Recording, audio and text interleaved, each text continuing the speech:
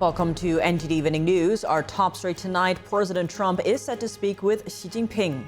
The White House says it's monitoring China's compliance with the recent trade agreement. Also, the White House reaction to Elon Musk's fresh criticism of Trump's big, beautiful bill, what the two sides are saying. Family members of the suspect in the Boulder firebomb attack taken into custody by ICE. Homeland Security Secretary Kristi Noem confirming today. Another shooting at an aid distribution site in the Gaza Strip. Meanwhile, Israel and the White House criticize media that repeat information provided by the Hamas terrorist group. Jason Perry reports. Ukraine reports conducting a major attack on a bridge connecting Russia to the Crimean Peninsula. Arian Pazdar has what we know so far and what the White House says about recent attacks. The DOJ indicts 2 foreign nationals accused of working as agents of the Chinese regime. They're accused of harassing a Chinese dissident in the U.S. and working to smuggle American weapons into China.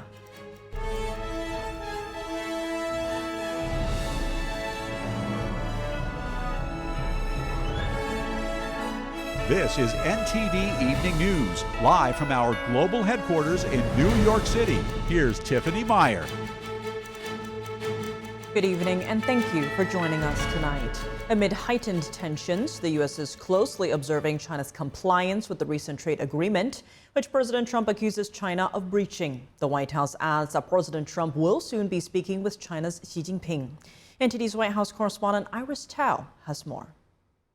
In days after President Trump accused China of totally violating a trade agreement with the U.S. that allowed for a 90-day pause in tariffs, the White House says they're actively monitoring China's compliance with the deal, adding that President Trump is soon speaking with China's Xi Jinping.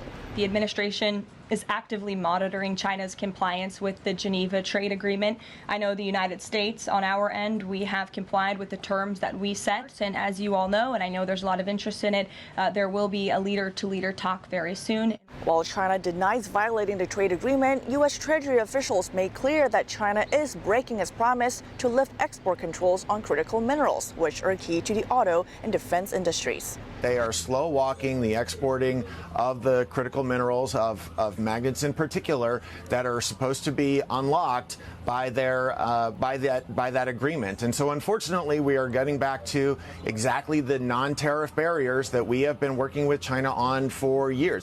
Despite upcoming talks, tensions between the U.S. and China continues to escalate as the U.S. ramped up tech restrictions on Beijing and vowed to aggressively revoke visas for Chinese students in the U.S. Namely those with Chinese Communist Party ties or those who could be a threat to our national security. And toward other countries, the White House confirms that it has sent a letter to all trading partners reminding them of a Wednesday deadline to present the U.S. with their best offers in trade. It comes as the administration is trying to complete trade deals before July 9th within the 90-day time frame set back in April. Another top priority for the president, getting GOP senators to back his big, beautiful bill, which has passed in the House. But a close ally of Trump's, Elon Musk, who just left his role at Doge as scheduled, on Tuesday ramped up his criticism of the bill, saying it will massively increase the already gigantic budget deficit, adding he just can't stand it anymore. The House Speaker calls it very disappointing, very surprising in light of the conversation I had with him yesterday. The White House, while acknowledging disagreements between Musk and President Trump, stopped short of criticizing Musk directly. The president already knows where Elon Musk stood on this bill. It doesn't change the president's opinion. This is one big, beautiful bill, and he's sticking to it. While the administration maintains a friendly posture toward Musk, President Trump on Tuesday sharply criticized Senator Rand Paul, who's among the few GOP holdouts, saying the bill asks for too much money. The massive legislation would extend Trump's 2017 tax cuts, boost funding for border and defense, and slash spending on social safety net programs like Medicaid and food stamps. Musk, meanwhile, also has a financial stake in it as the bill would end credits for electric vehicles. That's part of the administration's push to reverse what it calls the Green New Scam. Reporting from the White House, Iris Tao, NTD News. Immigration and Customs Enforcement has taken the wife and 5 children of Boulder terror suspect Mohammed Suleiman into custody. Department of Homeland Security Secretary Kristi Noem announced the development on X. Now, Mohammed's despicable actions will be prosecuted to the fullest extent of the law. But we're also investigating to what extent his family knew about this horrific attack, if they had any knowledge of it, or if they provided support to it. I am continuing to pray for the victims of this attack and for all of their families. Soleiman is charged with tossing gasoline bombs at a pro-Israeli rally in Boulder, Colorado, injuring a dozen people.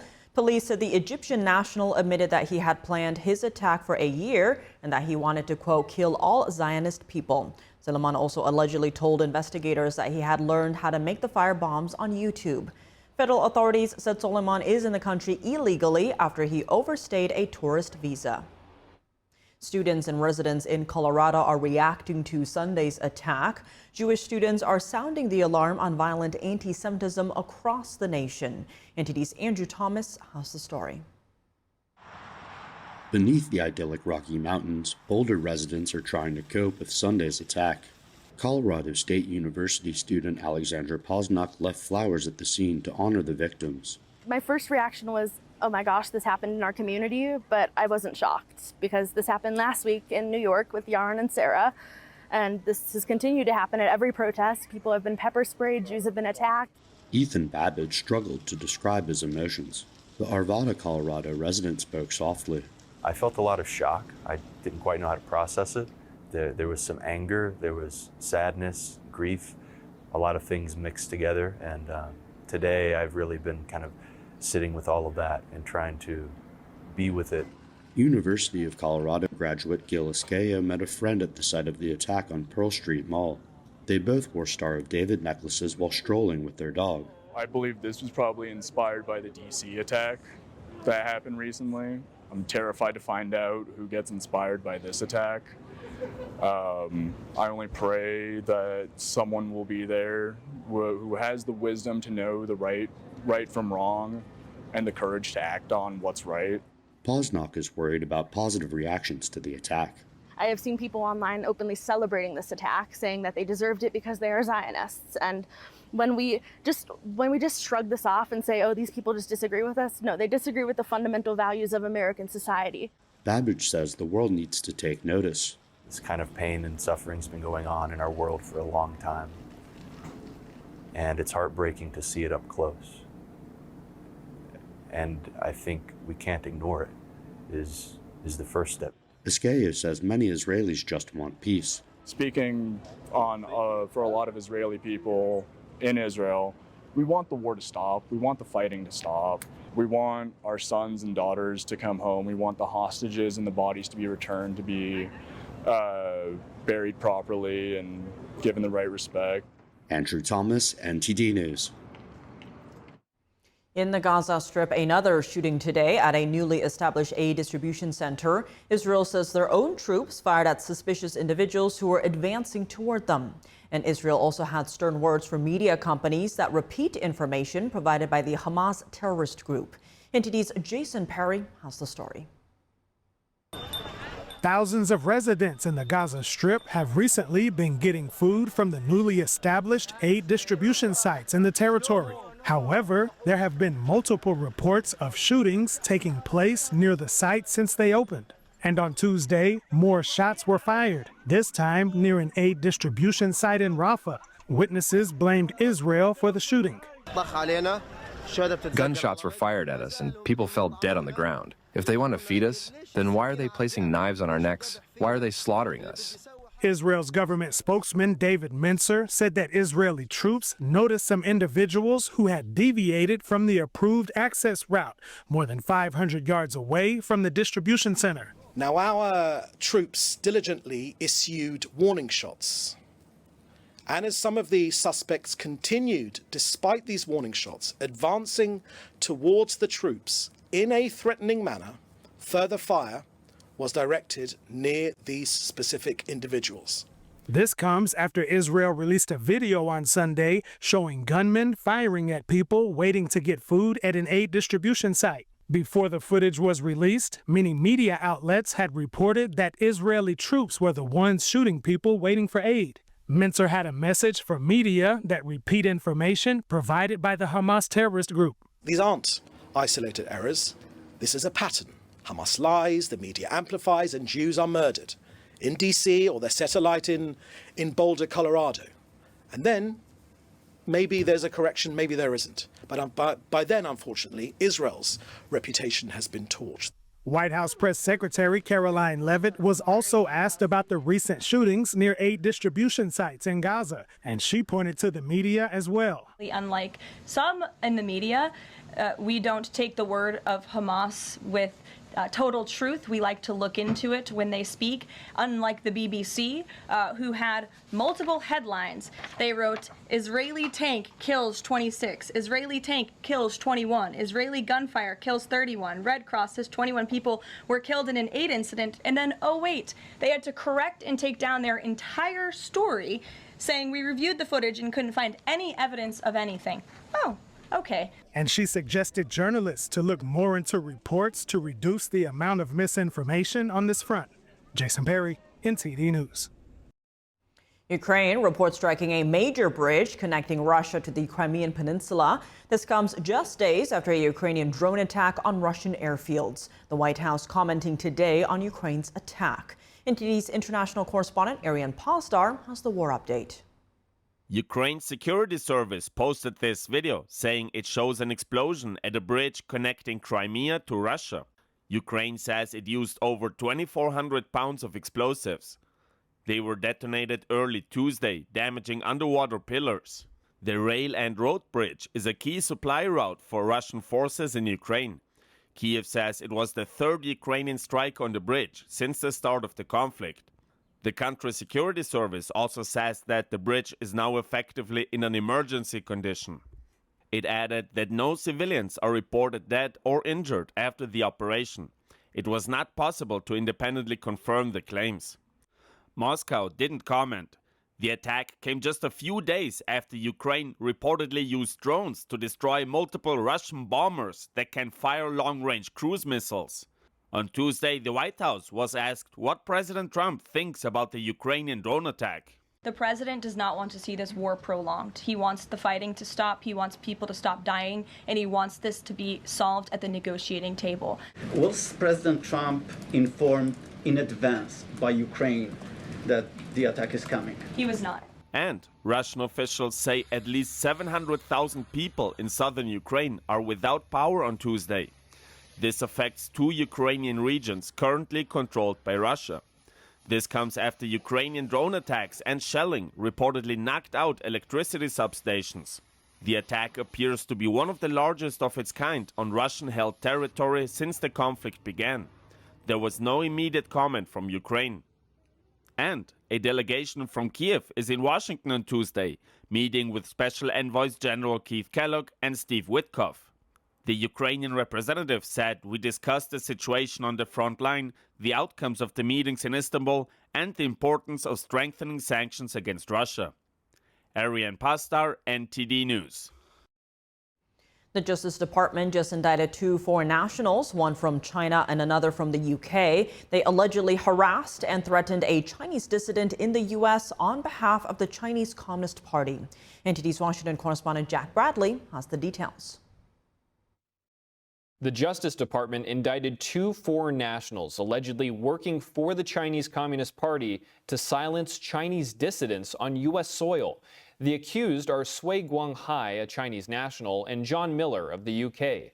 They were allegedly tasked by the CCP to prevent a Chinese dissident, an artist living in the U.S., from protesting against Xi Jinping's visit to San Francisco during the 2023 APEC summit. They allegedly hired 2 others, instructing them to spy on the Chinese dissident, to install a tracking device on his car, slash his tires, and destroy an art piece, a statue depicting Xi Jinping and his wife kneeling down with their hands tied behind their backs. But what Sui and Miller didn't know is that the 2 individuals they hired were undercover FBI agents. On top of that, they're also accused of smuggling U.S. military technology to China. They allegedly worked to illegally export missiles, air defense radar, drones, and other weapons. Sui and Miller were arrested in Serbia, and the FBI is now seeking their extradition. And if convicted, they face up to 40 years in prison. And this takes us back to the APEC summit in San Francisco, where several anti-CCP protesters were attacked by pro-CCP thugs just outside of where the summit was taking place. Many analysts and former CCP officials say that these were agents of the Chinese regime. You had Chinese American dissidents protesting in the streets, and what happened to them? literally communist goons associated with the Chinese consulates came out and beat them in the streets of San Francisco. That's not just assault. That's a foreign power directly interfering with the First Amendment here on our soil. The Chinese Communist Party continues to use transnational repression to silence dissidents on U.S. soil, with the most recent cases involving agents of the CCP setting up police stations right here in the U.S. The CCP uses these bogus police stations to track down and extradite Chinese dissidents back to China. Reporting by Jack Bradley, NTD News. It's been 36 years since the Chinese Communist regime turned its tanks on unarmed students calling for democracy in Beijing. Today, the CCP still bans all mention of the protest inside China. But every year on June 4th, countries around the world remember the tragedy now known as the Tiananmen Square Massacre. Secretary of State Marco Rubio issued a statement today to, quote, commemorate the courage of the innocent people killed and imprisoned that day. He added that freedom, democracy, and self-rule are human principles the CCP cannot erase. Joining us now is Congresswoman Young Kim. She's a member of the House Select Committee to counter the Chinese Communist Party. And in 2023, she led a bipartisan resolution to remember the victims of the Tiananmen Square massacre. Congresswoman, thank you so much for joining us. Great to have you. Talk to us about why it's so important to remember the events of that day. Sure. As you noted, 36 years ago, we had freedom-loving, pro-democracy students protesting in the Tiananmen Square, calling for freedom, democracy, and human rights. But what they were met with was the brutal military attack by the CCP and arresting them in hundreds and hundreds of people, taking their lives. It really showed what CCP is capable of. 36 years later today, it has not improved. In fact, CCP has continued to suppress its own people. There is massive surveillance. There is censorship. They commit genocide against ethnic minorities in China, like Uyghur population, Uyghur Muslims specifically, and also they persecute Falun Gong practitioners. They even put Hong Kong pro-democracy protesters in jail. I mean, if they can do that to their own people, I wonder what they can do to us, which is why freedom-loving countries like in the United States, which value and put high premium on human rights, we need to remember what happened 36 years ago and continue to call out Xi Jinping and its Chinese Communist Party for suppressing its own people's rights, freedom of speech, and freedom of assembly. Expanding on that, Congresswoman, lately we're hearing calls from the Trump administration for China to rebalance and open up its economy. Now, remembering the events that went down on June 4th, 1989, how likely is Communist China to commit to change in good faith this time around? Well, I think we've learned that China is not a good actor that works in good faith. We need to be clear-eyed on who we are dealing with. So we need to continue to call out on its suppression of its people. They surveil people all across the country. So we need to continue to speak out. And I am glad that as a policymaker, I'm able to work on legislation to do exactly that and work on policies and bring the people together to call out China, continue to do so. Talk to us about the Fortifying U.S. Markets from Chinese Military Aggression Act. What steps does the U.S. need to take to protect American firms in that event of an invasion on Taiwan? Well, we need to protect, look, we have a vested interest in keeping Taiwan safe from the aggression, and before Xi Jinping acts on his own words, he wants to attack and take over Taiwan by 2027. It's just around the corner. So we have an obligation to provide what Taiwan has already paid for, providing them with the arms, the weapons that they purchase and pay for so that they can be prepared to defend themselves. We also need to make sure that the world knows how important Taiwan is to us. Taiwan matters, as you mentioned, attention because of the TSMC, and it's the largest advanced semiconductor producer in the world. So the global economy will be affected greatly if China overtakes Taiwan. So we need to do everything we can to ensure that that doesn't happen, and we need to work with our allies and partners in the region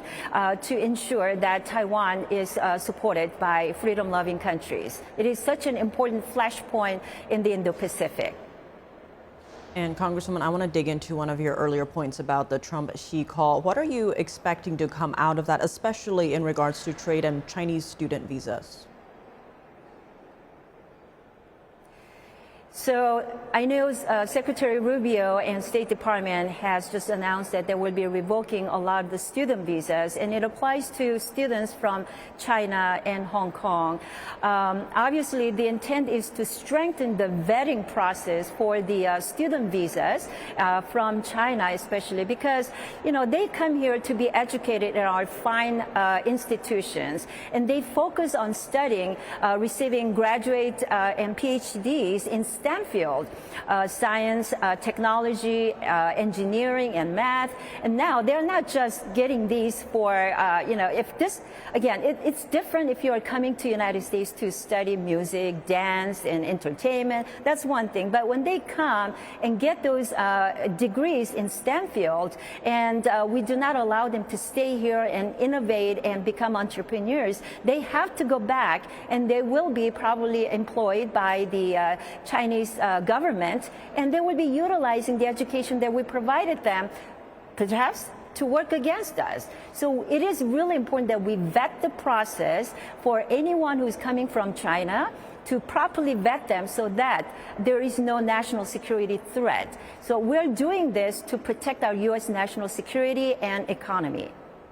And I think we need to do this, you know, protecting our national security. It should not be done on the backs of, you know, Asian American community and also on those already properly vetted international students, because there is a lot of confusion and uncertainty. As we often hear, the Chinese people are the biggest victims of the Chinese Communist Party, to your example right here with the Chinese students. But Congresswoman Yang Kim, thank you so much for your time. Thank you very much.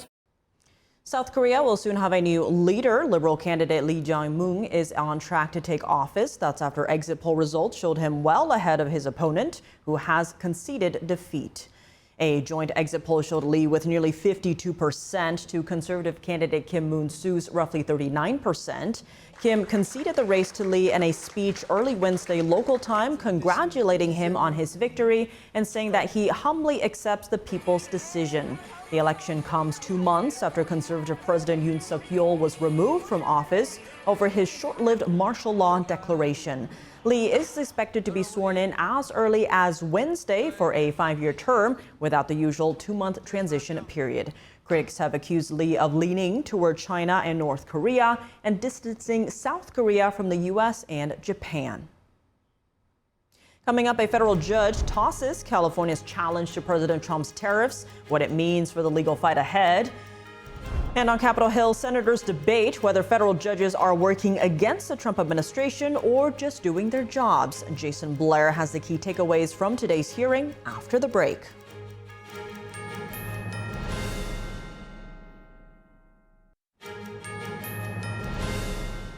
Welcome back. I'm Tiffany Meyer. A federal judge in California on Monday denied Governor Gavin Newsom and the state's challenge to President Trump's tariffs, citing a lack of jurisdiction. Rather than move the case to the U.S. Court of International Trade as requested by the administration, Judge Jacqueline Scott Corley dismissed the case entirely. Scott Corley's decision comes after 2 rulings last week rejected the legality of Trump's tariffs plan. Although a federal appeals court has ruled that the tariffs should remain in place for now. The governor and the state attorney general had argued that the tariffs were illegal because they were not approved by Congress. While the Trump administration counters that they address a national emergency due to the trade deficit with other countries.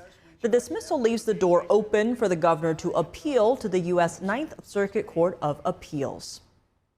Senators debate whether federal judges are working against the Trump administration. Republicans allege that certain judges are purposely chosen for cases involving the president's actions. Democrats say the judges are just doing their jobs. NTD correspondent Jason Blair reports. This is not normal. This is not justice. This is an orchestrated campaign of judicial obstruction.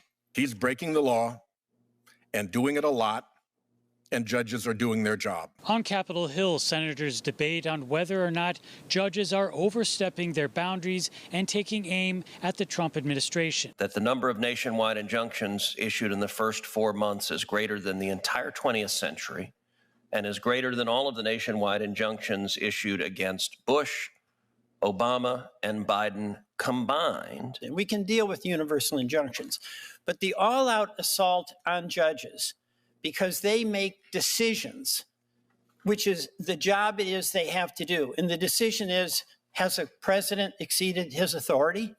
The decision is, has the Congress passed a law that deviates from constitutional requirements? I agree with Hamilton that there is no liberty if the power of judging is not separated from the legislative and executive powers.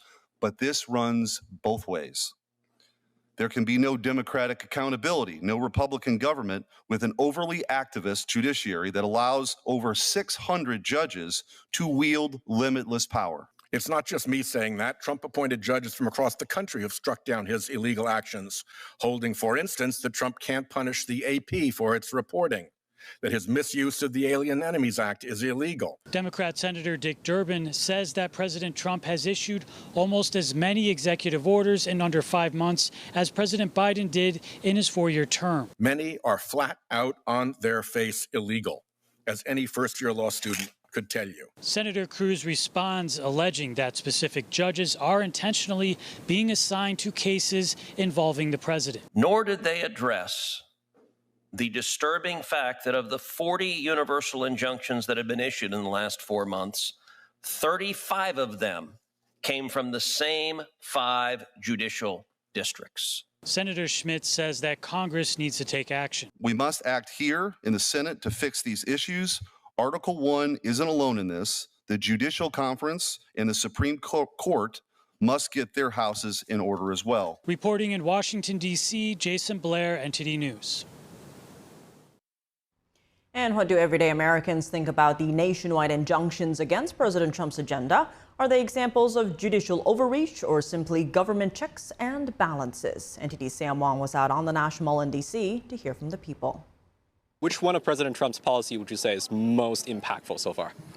Border policy. For me, I think it's the waste and corruption that's been going on. Having previously lived in Southern California, San Diego, securing the border. I agree with what he's trying to do to cut the budget. He needs to get on television and tell us the seriousness of our financial situation, what we're headed for. What are your thoughts on all of these nationwide injunctions against President Trump's initiatives?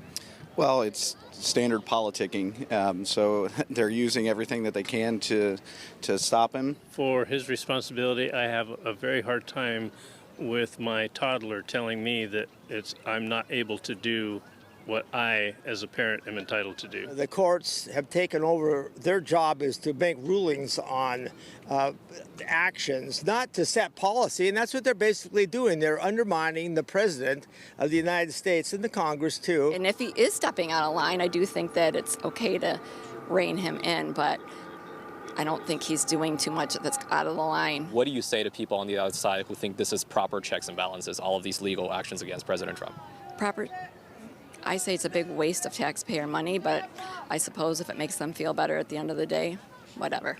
Well, I think if they did any amount of reading, they would see that this is, in fact, not the manner in which that we're supposed to behave as, the 3 branches of government. I don't know that there's anything you can say to individuals who kind of dug their feet into the sand, and you can point the truth at them, and then that's about it. I think a lot of those rules and rights belong to citizens.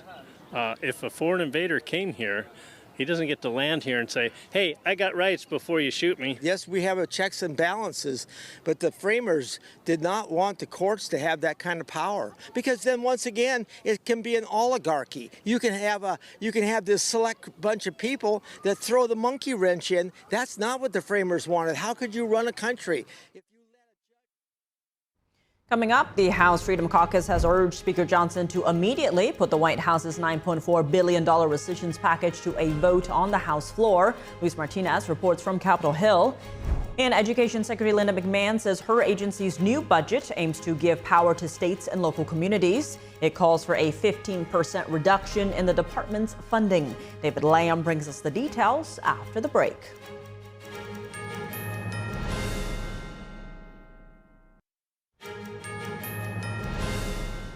Welcome back. I'm Tiffany Meyer. Some good news for the economy. U.S. job openings rose unexpectedly in April, showing the labor market remains resilient.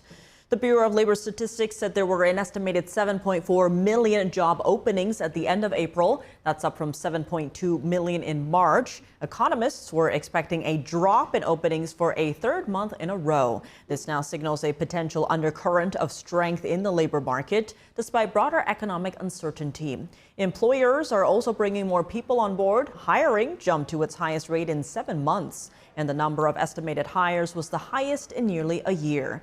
But it wasn't all encouraging news in the latest data. Today's report also noted a sharp increase in layoffs. Lawmakers are back in session, and both the House and the Senate began discussions on spending cut packages requested by the White House. Our Washington correspondent Luis Eduardo Martinez has more on the story. The White House is expected to send its first rescissions package to the House of Representatives this Tuesday to codify the spending cuts found by the Department of Government Efficiency. This first rescission package of $9.4 billion targets NPR, PBS, and USAID. I want to see if it passes. I think we're very interested to make sure it passes both the House and the Senate, but we're very open to sending multiple bills. Fiscal year 26, we have a budget that's been up here for a number of weeks now. We want to make sure that we have a chance to have those reflected in the appropriations process. And on the Senate side, the spending cuts center around the reconciliation bill. Democrats are accusing Republicans of cutting Medicaid benefits, while some Republicans are pushing back against the debt ceiling increase. But I can't, in good conscience, give up every principle that I stand for and every principle that I was elected upon, and that's that we can't accumulate more debt. $2 trillion in debt this year is too much. If you're going to borrow $5 trillion, means they're going to get to that limit within the next year or two. They're planning on spending $5 trillion they don't have. This bill actually hurts everyday Americans in order to reward billionaires. It would strip away health care from approximately 14 million Americans. House Republicans, including some outspoken moderates like Congressman Don Bacon, are defending the House-passed reconciliation bill and the Medicaid work requirements. And these requirements are actually quite gentle. 20 hours a week. It could be volunteer hours. It could be seeking the skill sets like welding or whatever it may be. If you're going to school or trying to get training in the trades, that all counts. But 72% of Americans in the last poll supported work requirements. Well, we've been trying to pre-conference this as much as possible from the very beginning, so there were no surprises between the two chambers. As I've been emphasizing, this is a one-team approach. So, I've made my recommendation clear that they make as few changes as possible, because that makes it easier for us to get it to the president. According to Republicans, only 4.5 million Americans will be subjected to the new Medicaid work requirements, which would help save $300 billion in wasteful spending in Medicaid. Reporting from Washington, D.C., Luis Eduardo Martinez, NTD News. President Trump's new proposal for the Department of Education calls for a 15% budget reduction. In a Senate hearing, the Education Secretary says the savings will give power to the states, while some lawmakers question the cuts. NTD's David Lamb has more. In Tuesday's hearing, Linda McMahon, the Secretary of the Department of Education, testified before the Senate Committee on Appropriations. The Senate was reviewing President Trump's budget request for the 2026 fiscal year for education. Secretary McMahon, you have taken charge of the Department of Education at a critical time for our nation's students. According to the latest National Assessment of Educational Progress scores, students have still not recovered from pandemic-related school closures. National scores on math and reading are worse than pre-pandemic levels in all tested grades. And in reading, students' scores continue to decline. A third of 8th graders are not even reading at basic level. And that, I think you would agree, all of us would agree, is unacceptable. We know that throwing more money at the problem will not lead to a solution. These devastating declines in achievement are in spite of almost $190 billion in COVID relief funding provided for elementary and secondary education during the pandemic. We seek to shrink federal bureaucracy, save taxpayer money, and empower states who best know their local needs to manage their education in this country. We have reviewed our programs and identified spending that does not fulfill the mandate of trust the American people have placed with President Trump. We have cut old contracts that waste enriching private parties at taxpayer expense, suspended grants for illegal DEI programs, and now are putting forward a responsible budget request that reduces department funding by more than 15%. At the same time, we're working to make American education great again. But if the executive branch is allowed to do that and ignore the laws we pass, I'm not sure what we're doing here. Fortunately, I still have faith in this committee to reject that approach. The proposal includes nearly $67 billion in the budget, a $12 billion reduction or 15.3% cut to the agency that President Trump said he will eliminate. And I think all of us would agree we want to make sure that anything that we are funding, we can attach accountabilities to it. As with the Job Corps program in the Department of Labor, I think the answer is to reform and strengthen those programs, fix what's wrong, increase accountability, not abolish them. And I look forward to working with you in that regard. Secretary Linda McMahon said that teachers will be unshackled from burdensome regulations and paperwork, empowering them to get back to teaching basic subjects, and that the agency will continue to support K-12 students, students with special needs, college student borrowers, as well as students who rely on essential programs. David Lamb, NTD News. Back to you. Coming up, tensions rise after a transgender athlete wins first place at a California high school track meet. Now, President Trump is again threatening to pull federal funding. Christina Corona reports from the West Coast.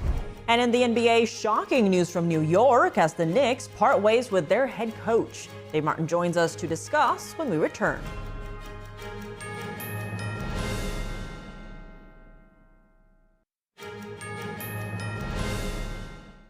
President Trump is threatening to cut federal funding after a transgender athlete competes in California's high school state track and field finals. The controversy has sparked protests and a federal investigation into California sports laws. NTD's Christina Corona tells us more. President Trump is again threatening to withhold federal funding from California over the participation of transgender athletes in girls' high school sports. This follows a weekend in which a transgender athlete won multiple first-place titles at the state championships.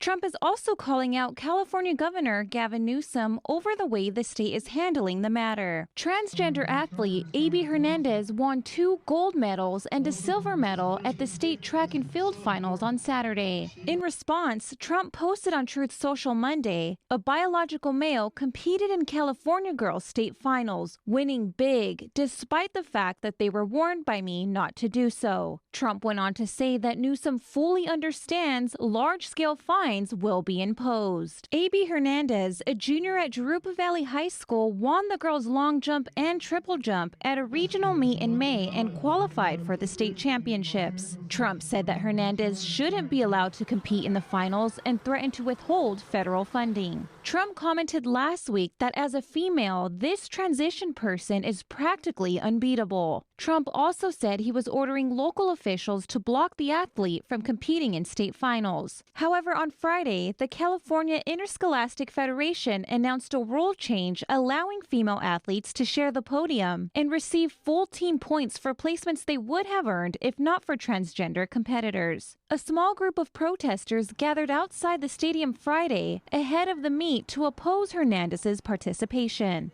I'm here to save my daughter's future. We're not doing this anymore. We're not doing it.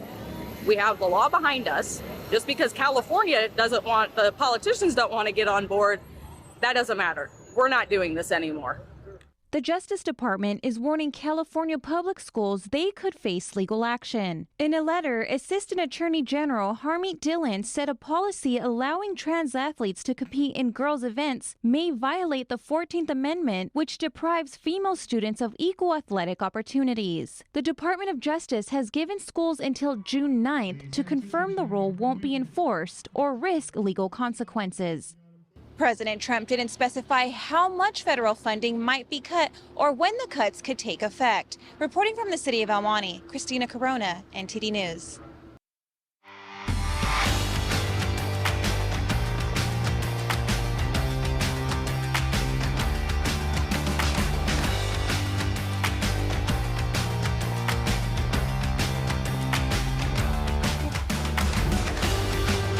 And now for more sports news, we're joined by NTD's Dave Martin. Dave, plenty going on right now, but let's start in the NBA. As the New York Knicks announced they fired head coach Tom Thibodeau today. Was this expected? No. I mean, from an outsider's perspective, it's hard to see, why they would do this. I mean, this franchise had struggled for so long before they hired him. You would have thought they would have, hung on to him until he would have retired. Now, they hired him in 2020. He led them to the playoffs 4 times in his 5 seasons. Now, for perspective, for the previous 19 years before he came there, they only made the playoffs 4 times there. And they were really somewhat of the laughingstock of the NBA. And it's not like this franchise is in a tough spot. They're in New York, the biggest market in the NBA. They play at Madison Square Garden, the most historic basketball arena. Players definitely want to play here, but somehow they just were not successful. And it's not like even when he came here that they had a bunch of young stars that they had drafted at the top of the draft. He really just took what they had and molded them into winners. Now, I would actually say he was somewhat the victim of his own success. I mean, the previous 2 years to this one, they made it to the conference semifinals. So then last summer, they went out and they got Mikal Bridges, as well as Karl Anthony Towns, gave up some future first-round picks to do so. They got to the conference finals this year. That was the farthest they've been since 2000 anyway. Apparently, though, it was not enough to keep his job. So I'll be interested to see, what way they pivot after this to see who they feel as their new head coach here. But very shocking news from New York. Well, moving to tennis news, the quarterfinal round of the French Open began today with 3-time reigning champion Iga Swiatek winning her 26th straight match there. How far is she from the record? Yeah, she's only 3 away from the French Open record. That was set by Chris Everett some 40 years ago. Now, next up for Swiatek, though, is number one ranked Aryna Sabalenka. Now, Sabalenka never won this tournament. This is actually the farthest she's made it. And although these two have never actually faced at the French Open before on their clay court there, they have faced on clay courts before, and Swiatek has won 5 of those 6 times. Clearly, clay courts are her specialty. Now, tomorrow on the men's side, we've got 3rd-ranked Novak Djokovic against, 6th-ranked Novak Djokovic against 3rd-ranked Alexander Zverev. Let's go ahead and actually listen to what Zverev said about this matchup. Novak Djokovic will never be a black horse. For me, Carlos is the favorite. I've said that before. And then I would say the next 3 in line are Yannick, myself, and Novak, right? I still believe that. I still believe on tennis and on experience, Novak is up there with us. No question about that at all. So, yeah. I think from now on, I have the toughest draw in the tournament. So I'm looking forward to the battles ahead, and I'm looking forward to playing the best in the world. Yeah, so that'll be tomorrow. Now, today on the men's side, both Americans, Tommy Paul as well as Frances Tiafoe, both of them lost. But on the women's side, we still have 2 Americans left, Coco Gauff and Madison Keys. They will play tomorrow in the quarterfinals. Well, looking at horse racing news, the Belmont Stakes, which is the final leg of the Triple Crown, will be run this Saturday. Who are the favorites to win? Yeah, well, certainly Sovereignty and Journalism are the top 2 as far as betting odds. Now, Sovereignty won the Kentucky Derby last month. Journalism finished 2nd. Sovereignty then skipped the Preakness next. Journalism, though, won it. So we could possibly have one of the horses win 2 legs of the Triple Crown. It's only been done 45 times previously. So anyway, Journalism opens as the #1 betting favorite at 8-5 odds. Sovereignty right behind as at 2-1 odds. Outside of those two, we've got Beza at 4-1, and we've got Bob Baffert's horse Rodriguez is going to be right behind him at 6-1 odds. But anyway, that'll be this Saturday at Saratoga Springs, New York, 7:05 Eastern Time. The total purse there, $2 million. Now, normally this course is run at Belmont Park, but that facility is being renovated, so they are hoping to have this by 2026, done in time for that one. But anyway, this Saturday, 7 o'clock Eastern Time, be there. I know you'll be covering it. Well, Davis Howes, thanks for joining us. Thank you, Tiff. And that's all for today's news. For round-the-clock coverage, visit us at ntd.com/live or download our NTD app. Thanks for tuning in. I'm Tiffany Meyer. Good night.